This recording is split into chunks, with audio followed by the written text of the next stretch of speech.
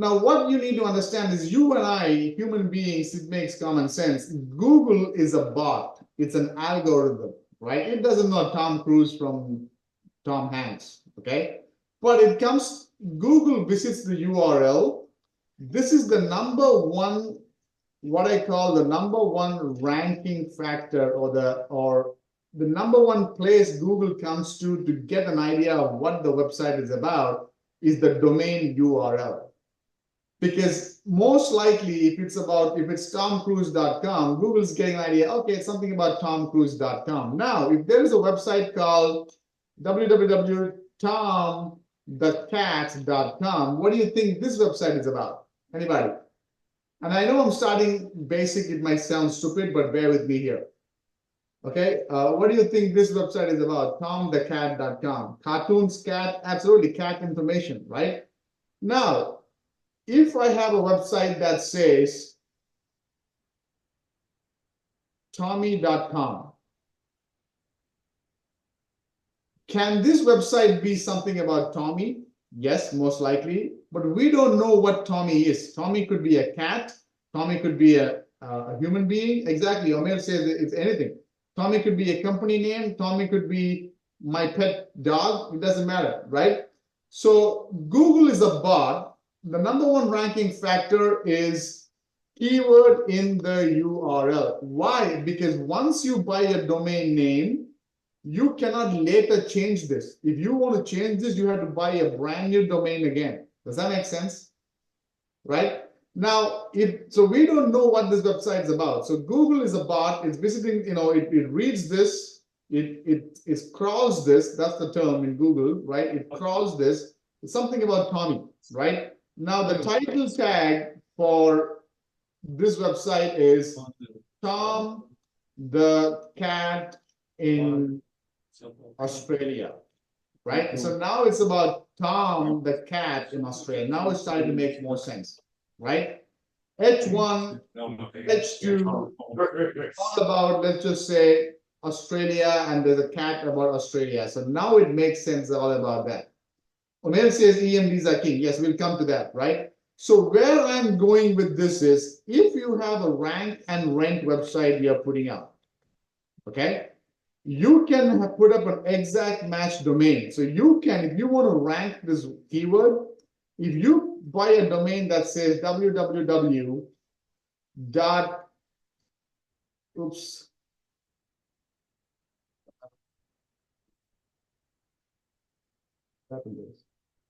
Edit, how do I undo?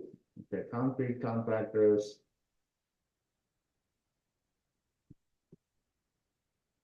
Okay, so if this is an exact match domain, it says something like this: concrete contractors midlandtx.com. Control Z, thank you, Brian. Right? So this, now Google knows this is about concrete contractor Midlands, right? Now you can also put up a brand name. Okay, let's say, forget SEO for a while. Let's say I'm starting a concrete company. I'm going to call it SaravananConcrete.com, right? Now Google knows this is about concrete, something to do with concrete, and something to do with with this dude called Saravanan. But I don't know if this concrete, how will Google know if this website is relevant for concrete in Midland, Texas, or concrete in Detroit, or concrete in Italy or France or Paris somewhere, right? So if we can put the keyword in the URL in the rank and rent site, okay, that's a powerful signal to Google, because Google reads the URL number one. Make sense? Then the number two ranking factor, okay, is Google reads the title tag. Okay, I am basically breaking this down to algorithm level, guys. Okay, we don't even have to think about 100 or 200 or 1,000 different ranking factors. In the local space, if you get the 4 or 5 different ranking signals factors I'm talking about, you have done 80% of the work. Does that make sense? Right? So this is what is an EMD. So what would I do? Do I have to put this? If you buy an EMD, if the EMD is available, exact match domain, you are going to rank a little bit faster sooner, right? So I can literally go to a register like namecheap.com, right, and check and see if this exact match domain is available. And okay, so .com is not available, all right, right? So let's just see if somebody already has .com. If I go here, wow, look at that. Somebody already has .com, right? So I cannot buy that. Abu Bakr says service plus location and domain name. Yes, exact match, absolutely, right? So this is not available. Now I can literally go and change this around and oops, I can change this around and say Midland, Texas, concretecontractors.com. Is this available? This is available. I can buy this if I want to. Make sense? So when it comes to rank and rent, one advantage we have is we can have the keyword in the URL. Let's say I got an SEO client, right? This dude here somewhere on bottom, okay, this dude here, 𝐼𝐀𝐂𝐄𝐁𝐎𝐎.com. Let's say he becomes my SEO client, right? Now, when Google visits this, Google doesn't know that this is about, we need to rank. Google doesn't know that this has to rank for concrete in Midland. It's something about Reese and Albert Tink. I have no idea what that is. So next it's going to title and it's going to check for any other keywords, right? And over here, when it comes there, look at what it says. This is the title tag. And Google, it says home, Reese, Albert. It does not say anything about concrete. It does not say anything about Midland. Are they in Midland? They are in Midland, right? So if I literally take this and go and put them in Ahrefs, I'm going to show this to you, right? Literally, here is an easy way to get a client. Find websites that are not ranking on page 1. See what kind of keywords they are. They are not ranking for any keywords, these guys, right? You can then send them a video and say, hey, Mr. Client, if you just go and put your main keyword, okay, the main service that, what is the main service? They do a lot of stuff, concrete, let's just say concrete, right? Instead of your homepage saying Reese, whatever, home, if you put concrete contractor, Midland, Texas, chances are high you may go from position 50 or 100 where you're not even on page 1 or 2 or 3 to position on page 1 somewhere. Right, check a different variation. What do you mean by check a different? So you want to check a different client? Is that what you're saying? So let's go back to organic here, just so we understand, right? If I search for concrete contractors, right? If you see the guys who are ranking on the top, this guy's got concrete contractors in Midland. It's got Midland and concrete in the URL.